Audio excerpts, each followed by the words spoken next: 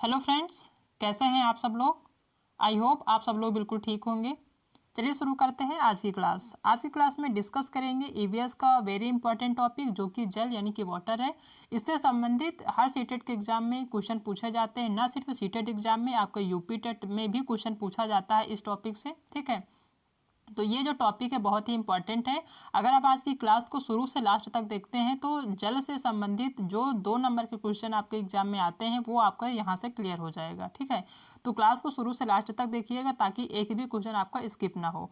और हाँ, अगर आप चैनल पर नए हैं तो चैनल को सब्सक्राइब कर लीजिएगा, क्योंकि ये जो तैयारी है आपकी एग्जाम तक चलने वाली है। जब तक आपका नोटिफिकेशन नहीं आता है, हम छोटे छोटे टॉपिक जिनसे 1 से 2 नंबर के क्वेश्चन आते हैं वो डिस्कस करेंगे।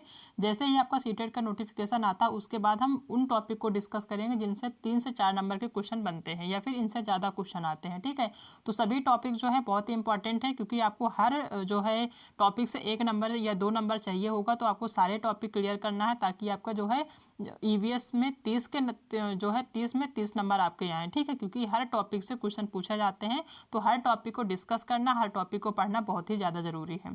ठीक है, तो चैनल को सब्सक्राइब कर लीजिएगा। देखते हैं आज की टॉपिक का पहला क्वेश्चन क्या है। पहला क्वेश्चन है कि तरुण भारत संघ नामक समूह इनमें से किससे संबंधित। जो तरुण भारत संघ नाम का एक समूह बनाया गया था वो जो है किससे संबंधित है या फिर उसका संबंध किससे है। पहला है पुरानी झीलें पुनर्मित करने से। दूसरा है विशेष रूप से सक्षम बच्चों को सिखाने में मदद करने से। तीसरा ऑप्शन है कि स्कूलों में दोपहर का पका हुआ भोजन उपलब्ध कराने से। और चौथा है इनमें से कोई नहीं। तो जो तरुण भारत संघ बनाया गया था, ये जो समूह बनाया गया था, इसका जो संबंध है वो है पुरानी झीलें पुनर्मित करने से। यानी कि जो भी जो है पुरानी झीलें थी उनको फिर से निर्माण करने में, उनको फिर से नया हरा भरा बनाने के लिए। ठीक है, तो इसका संबंध जो है पुरानी झीलें पुनर्मित करने से था। तो पहला ऑप्शन यहाँ पे सही होगा, बाकी ये 3 ऑप्शन आपके गलत हो गए। दूसरा क्वेश्चन है जो कि इंपॉर्टेंट है। दूसरा क्वेश्चन है कि पृथ्वी पर उपस्थित शुद्ध जल के कौन कौन से स्रोत हैं। यानी कि पृथ्वी पर उपस्थित जो शुद्ध जल हमें प्राप्त होता है वो पृथ्वी पर हमें कहाँ कहाँ से प्राप्त होता है। ठीक है, पहला नदियाँ, दूसरा है भूमिगत जल, तीसरा है झील व तालाब, और चौथा ये सभी। तो पृथ्वी पर उपस्थित जो शुद्ध जल के स्रोत हैं जिनसे हमें शुद्ध जल प्राप्त होता है वो नदियों से भी प्राप्त होता है, भूमिगत जल से भी प्राप्त होता है और झील और तालाब से भी प्राप्त होता है। तो डी नंबर यहाँ पे आपका सही होगा, इन सभी स्रोतों से हमें शुद्ध जल प्राप्त होता है। ठीक है, नेक्स्ट क्वेश्चन है कि रेखा की माँ डैश के लिए रोजाना तालाब से लाए पानी में फिटकरी डालती है। यानी रेखा की माँ जो है पानी लाती है तालाब से। ठीक है, तो उसमें वो फिटकरी डालती है, तो किस लिए डालती है ये बताना है। पहला है कि हल्के निलंबित अपद्रव्यों को अवसादित करने में। यानी रेखा की माँ डैश के लिए रोजाना तालाब से लाए पानी में फिटकरी डालती है। यानी रेखा की माँ जो है वो पर डे तालाब से पानी लाती है और उसमें फटकरी डालती है, तो वो किस लिए डालती है ये बताना है। पहला है हल्के निलंबित अपद्रव्यों को अवसादित करने में, पहला ऑप्शन है। दूसरा ऑप्शन है कि कठोर जल को मृदु जल में परिवर्तित करने में। तीसरा है कि पानी में मौजूद रोगाणुओं को खत्म करने के लिए। और चौथा पानी को रंगहीन करने के लिए। तो पानी को रंगहीन तो नहीं किया जा सकता, गलत है। दूसरा पानी में मौजूद रोगाणुओं को खत्म करने के लिए फिटकरी इसके लिए नहीं डालते हैं। ठीक है, ये ही ऑप्शन अपन गलत होगा आपका। तीसरा कठोर जल को मृदु जल में परिवर्तित करने के लिए, ये ऑप्शन भी आपका गलत है। फिटकरी इसलिए डाला जाता है ताकि जो है जो हल्के निलंबित अपद्रव्य हैं वो उनको जो है अवसादित किया जाए। तो पहला ऑप्शन इसका सही होगा कि फिटकरी इसलिए डालती है ताकि हल्के निलंबित अपद्रव्यों को अवसादित किया जाए। ठीक है, करने के लिए रोजाना तालाब से लाए पानी में वो फिटकरी डालती है। तो यहाँ पे डैश जो लिखा है यहाँ पे ये फिल होगा कि रेखा की माँ हल्के निलंबित अपद्रव्यों को अवसादित करने के लिए रोजाना तालाब से लाए पानी में फिटकरी डालती है। तो पहला ऑप्शन यहाँ पे सही होगा। नेक्स्ट क्वेश्चन है जो कि बहुत इंपॉर्टेंट है, क्योंकि जल जो है वो एक थीम है। ठीक है, ईवीएस का जो सिलेबस उसमें थीम और उप थीम से रिलेटेड क्वेश्चन आते हैं, तो ये जो जल है वो थीम है आपका। ठीक है, तो थीम से भी एक क्वेश्चन पूछा जाता है, तो इसको ध्यान से देखेंगे कि जल थीम से संबंधित सामाजिक सांस्कृतिक मुद्दों को प्रभावी ढंग से कैसे सीखा जा सकता है। ठीक है, जल आपका एक थीम है, इससे संबंधित सामाजिक सांस्कृतिक मुद्दों को प्रभावी ढंग से कैसे सीखा जा सकता है। पहला ऑप्शन है भूमिका निर्वाह के द्वारा। दूसरा है विद्यार्थियों के बीच वास्तविक संवाद के द्वारा। तीसरा है क्षेत्र भ्रमण के द्वारा। और चौथा प्रदर्शन और कार्य के द्वारा। ठीक है, ये 4 ऑप्शन आपके दिए गए हैं। पहला है भूमिका निर्वाह के द्वारा, यानी कि जो भूमिका निभाते हैं उनके द्वारा। ठीक है। दूसरा है विद्यार्थियों के बीच वास्तविक संवाद के द्वारा, तो पहला ऑप्शन, दूसरा ऑप्शन सही होगा। तीसरा है कि क्षेत्र प्रदर्शन भ्रमण के द्वारा, तो ये आपका तीसरा भी सही होगा। प्रदर्शन और ग्रह कार्य के द्वारा नहीं किया जा सकता प्रभावी ढंग से, तो पहला, दूसरा और तीसरा ऑप्शन आपका सही होगा। ठीक है, तो थर्ड ऑप्शन ए, बी और सी आपका यहाँ पे सही होगा। नेक्स्ट क्वेश्चन है कि दूषित जल में फिटकरी डालने से क्या होता है। एग्जाम में पूछा जाता है कि जो दूषित जल है उसमें फिटकरी क्यों डालते हैं, इसको डालने से क्या होता है।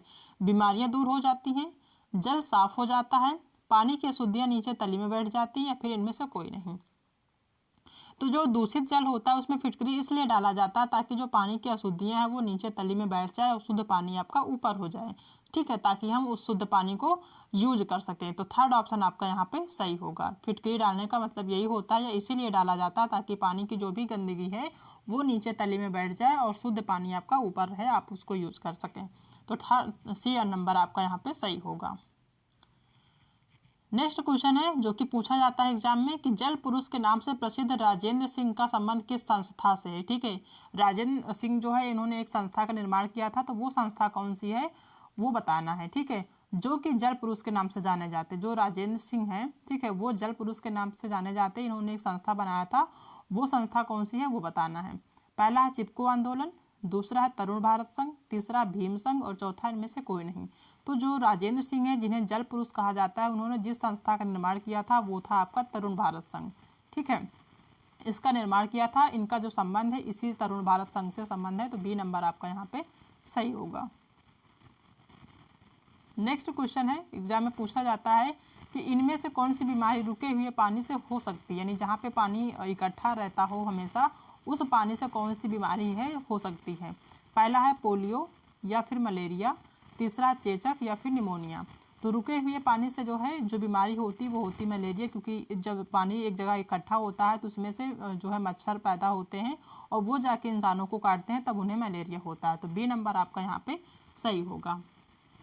ठीक है, नेक्स्ट क्वेश्चन जो कि बहुत बहुत इंपॉर्टेंट है, हमेशा एग्जाम में पूछा जाता है, ना सिर्फ सीटेट में, आपके यूपी टेट में, ठीक है, या फिर जो अदर एग्जाम होते हैं उनमें भी पूछा जाता है कि विश्व पर्यावरण दिवस कब मनाया जाता है। ये जो कॉमन क्वेश्चन है हमेशा पूछा जाता है और ये आपको आना भी चाहिए। ठीक है, पहला है 5 नवंबर को, दूसरा है 5 जनवरी को, तीसरा है 5 जून को और चौथा है 5 सितंबर को।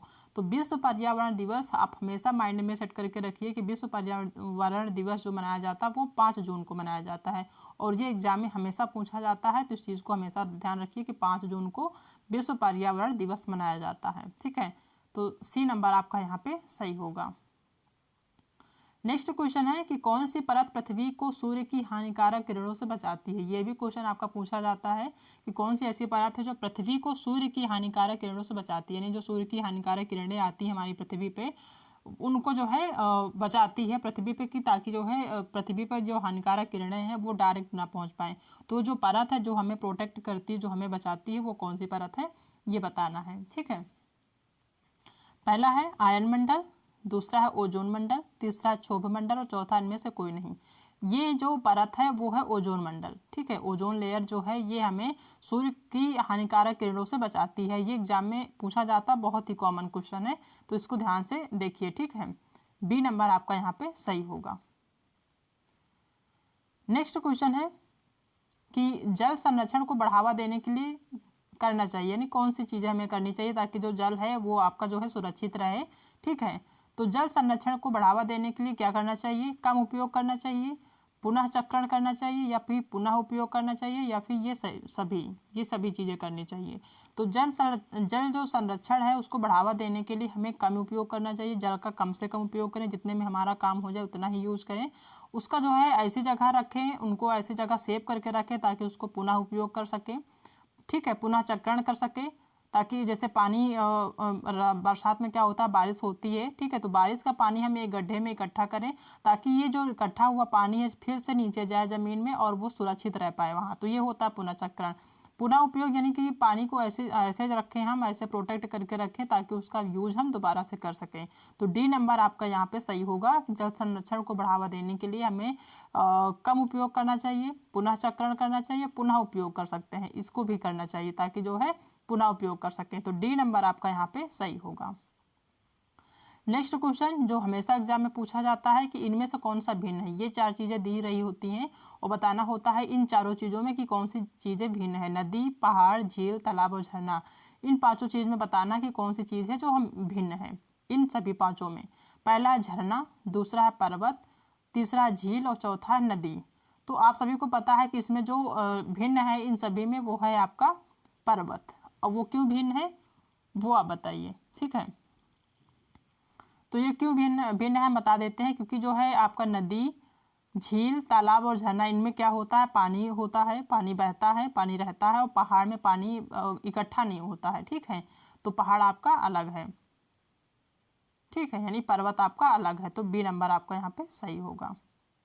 नेक्स्ट क्वेश्चन है जो कि एग्जाम में पूछा जाता है कि मच्छरों के प्रजनन की रोकथाम के लिए रुके हुए पानी पर मिट्टी का तेल डालने की सलाह दी जाती है, ऐसा इसलिए क्योंकि। ये जो क्वेश्चन है आपके ईवीएस में कई बार पूछा गया है, ईवीएस पोर्शन में आपके सीटेट एग्जाम में कई बार पूछा गया है। तो इसको ध्यान से देखिए कि जो मच्छर हैं उनकी प्रजनन के लिए जो बच्चे पैदा करते हैं तो उनकी जो प्रजनन है, ठीक है, ताकि वो बच्चे बहुत ज़्यादा ना उनके बच्चे बढ़ें, ठीक है, उसकी रोकथाम के लिए रुके हुए पानी पर मिट्टी का तेल डालते हैं या फिर मिट्टी के तेल डालने की सलाह दी जाती है। तो ऐसा क्यों करते हैं?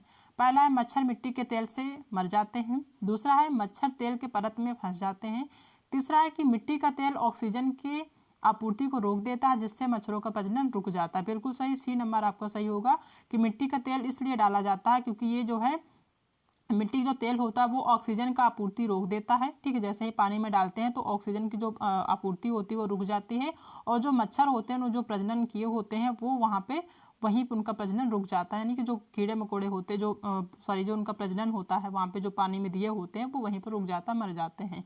तो सी नंबर आपका यहाँ पे सही होगा। नेक्स्ट क्वेश्चन है कि निम्न रोगों में कौन से युग्म दूषित जल के कारण फैलते हैं। ये बताना है कि कौन सा ऐसा युग्म है जिससे जो है दूषित जल के कारण फैलता है, ठीक है। पहला है पेचिस, मियादी बुखार, मलेरिया, टीबी, ठीक है, दूषित जल के कारण फैलता है, इस चीज़ को ध्यान रखिए। दूसरा है मलेरिया, डायरिया, हैजा, कैंसर, तीसरा है टीबी, कैंसर, मियादी बुखार और हैजा, ठीक है। और डी नंबर ऑप्शन है कि पीलिया, पेचिस, डायरिया, हैजा, ये नंबर आपका सही होगा, डी नंबर। कि जो पीलिया होता है वो भी दूषित जल से होता है, जो पेचिस होता है लोगों को वो भी दूषित जल पीने की वजह से होता है, जो डायरिया होता है और जो हैजा, ये जो चारों रोग हैं ये दूषित जल पीने के कारण ही होते हैं। तो डी नंबर आपका यहाँ पे सही होगा। नेक्स्ट क्वेश्चन है कि ईवीएस की कक्षा में जल का पाठ पढ़ाते समय अंजलि ने अपनी कक्षा में जल के विभिन्न स्रोतों और जल को संरक्षित करने के लिए व्यक्तिगत क्रियाओं पर रोल प्ले आयोजित किया। इस क्रियाकलाप का मुख्य उद्देश्य है। ये जो क्वेश्चन है वेरी वेरी इंपॉर्टेंट है, एग्जाम में कई बार पूछा गया है, तो इसको ध्यान से देखिए, ठीक है। कि ईवीएस की कक्षा है उसमें जल का पाठ यानी जल एक पाठ है, उसको पढ़ाते समय अंजलि ने अपनी कक्षा में जल के विभिन्न स्रोतों और जल को संरक्षित करने के लिए व्यक्तिगत क्रियाओं पर रोल प्ले आयोजित किया, ठीक है। इस क्रियाकलाप का मुख्य उद्देश्य यानी कि जो ये रोल प्ले उन्होंने आयोजित किया है इसका मुख्य उद्देश्य क्या है। पहला है विद्यार्थियों की सामाजिक कुशलताओं में सुधार करना, दूसरा है अधिगम की प्रक्रिया में एक रसता को तोड़ना, तीसरा है अधिगम की प्रक्रिया में विद्यार्थियों का सक्रिय भाग लेना सुनिश्चित करना, और चौथा है जल के स्रोतों के विषय में विद्यार्थियों के ज्ञान में वृद्धि करना, ठीक है। तो इसका जो सही ऑप्शन सही होगा, ठीक है, इसका जो ऑप्शन सही है वो है आपका कि अधिगम की प्रक्रिया में विद्यार्थियों का सक्रिय भाग लेना सुनिश्चित करना, यानी कि जो अधिगम की प्रक्रिया हो रही है वहाँ पे जो चीज़ें सिखाया जा रहा है उस प्रक्रिया में बच्चों को जो है सक्रिय रूप से भाग लेना जो है सुनिश्चित करना कि जो भी बच्चे हैं जो रोल प्ले आयोजित हो रही है उसमें वो सक्रिय रूप से भाग लें, ठीक है। तो यहाँ पे थर्ड ऑप्शन सही होगा। नेक्स्ट क्वेश्चन है कि इनमें से कौन सा कथन सत्य है, कौन सा कथन सत्य है ये बताना है। पहला कि जल में पारा के घुल जाने से मिनी माता रोग हो जाता है, ये जो क्वेश्चन है ये भी एग्जाम में कई बार पूछा गया है, तो इसको भी ध्यान से देखिए कि जल में जो है पारा वो घुल जाने से मिनी माता रोग हो जाता है, बिल्कुल सही है कि जल में जो है जो पारा होता है वो घुल जाता है तो मिनी माता रोग होता है, ठीक है, यानी जल दूषित हो जाता है। दूसरा है कि जल में कैडियम के घुल जाने से इटाई रोग होता है, ये ऑप्शन भी आपका सही है। तो यहाँ पे ए और बी दोनों ऑप्शन सही हैं, तो बी नंबर यहाँ पे आपका सही होगा। नेक्स्ट क्वेश्चन है जो कि बहुत इंपॉर्टेंट है, कई बार एग्जाम में आया है कि उस वैज्ञानिक का क्या नाम है जिसने सर्वप्रथम मच्छर के पेट के अंदर ताक झाँककर यह सिद्ध किया कि मच्छर से फैलता है, यानी कि जो मलेरिया है वो मच्छर से फैलता है, तथा इस अनुसंधान के लिए दिसंबर 1902 में चिकित्सा के क्षेत्र में नोबेल पुरस्कार दिया गया उन्हें, यानी जिसने जो है ये चीज़ जो है आविष्कार किया, इस चीज़ को पता लगाया कि जो है जो मलेरिया है वो मच्छर के काटने से होता है। ये जो क्वेश्चन है यही सेम टू सेम आपका उठ के कई बार एग्जाम में आया है, यही सेम, इसमें कोई भी फ़र्क आपको देखने को नहीं मिला है। यही सेम क्वेश्चन कई बार एग्जाम में पूछा गया है, तो बहुत ही इंपॉर्टेंट है। ठीक है, तो ध्यान से देखिए कि ऐसा वैज्ञानिक का नाम बताना जिसने सर्वप्रथम मच्छर के पेट में ताक झाँक करके यह सिद्ध किया कि जो मलेरिया है वो मच्छर से फैलता है, और इस सफलता के लिए उनको जो है इस अनुसंधान के लिए, यानी जो इन्होंने आविष्कार किया है इसके लिए उन्हें दिसंबर 1902 में चिकित्सा के क्षेत्र में नोबेल पुरस्कार भी दिया गया है। ठीक है, यानी कि उन वैज्ञानिक को इसके लिए 1902 में ही इनको चिकित्सा के क्षेत्र में नोबेल पुरस्कार से नवाजा गया है। ठीक है, तो क्या वो चार्ल्स डार्विन है, या फिर ग्रेगर मेंडल है, या फिर रोनाल्ड रॉस है, या फिर इनमें से कोई नहीं। तो चार्ल्स डार्विन आपके नहीं है। ठीक है, ये ऑप्शन आपका गलत है। दूसरा ग्रेगर मेंडल भी नहीं है। सी नंबर आपका सही है, रोनाल्ड रॉस है, जिन्होंने 1902 में जो है जिनको जो है 1902 में चिकित्सा का क्षेत्र में नोबेल पुरस्कार दिया गया था, जिसकी वजह से कि इन्होंने ये खोज किया था कि जो मलेरिया रोग है वो मच्छर के काटने से होता है। ठीक है, तो सी नंबर आपका यहाँ पे सही होगा। इस क्वेश्चन से कई क्वेश्चन बन सकते हैं एग्जाम में। ठीक है, कि जो है रोनाल्डो रॉस जो है उनको नोबेल पुरस्कार कब दिया गया, ये भी क्वेश्चन आ सकता है। और किसने जो है सर्वप्रथम किसने या किस मनोवैज्ञानिक ने मलेरिया की खोज की है, ये भी क्वेश्चन पूछा जा सकता है। और इन्हें नोबेल पुरस्कार कब दिया गया, ये भी क्वेश्चन पूछा जा सकता है। लेकिन सेम टू सेम क्वेश्चन आपको कई बार देखने को यही मिला है, तो ये क्वेश्चन इंपॉर्टेंट है और सी नंबर इसका सही है। यानी रोनाल्ड रॉस जो हैं इन्होंने जो है या फिर ये ऐसे मनोवैज्ञानिक हैं जिन्होंने मलेरिया की खोज की है, या फिर इन्होंने बताया कि मलेरिया रोग जो है वो मच्छर के काटने से होता है। ठीक है, तो ये सारे क्वेश्चन थे जो कि जो थीम है आपका उससे संबंधित है, और इसमें से आपके 2 से 3 नंबर के क्वेश्चन जो है आपके क्लियर हो गए हैं अगर आप पूरा देखते हैं। ठीक है, और इस टॉपिक को, तो 3 नंबर आपके कहीं भी जाने वाले नहीं हैं। ठीक है, तो आई होप कि आप सबको आज की क्लास पसंद आई होगी। अगर क्लास पसंद आई तो वीडियो को लाइक करिएगा, अपने दोस्तों में शेयर करिएगा। अगर आप चैनल पर नए हैं तो चैनल को सब्सक्राइब करना बिल्कुल भी मत भूलिएगा। मिलते हैं नेक्स्ट क्लास में एक नई टॉपिक के साथ, तब तक अपना ध्यान रखिएगा।